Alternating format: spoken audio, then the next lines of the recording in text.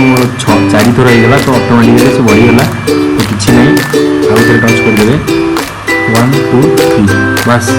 देखो ये चुंबक होगा तो आराम से आराम रे आपंकर पासवर्ड खोली पारे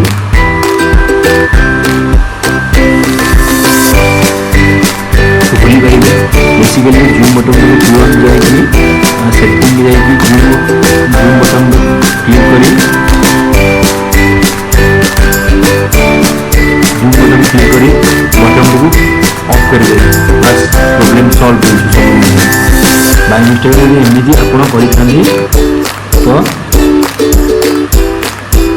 आराम रे एमती प्रॉब्लम सॉल्व करेंगे। Thank you for watching my video. मुझे आपको किसी शिखई पारि तो आपको यदि वीडियो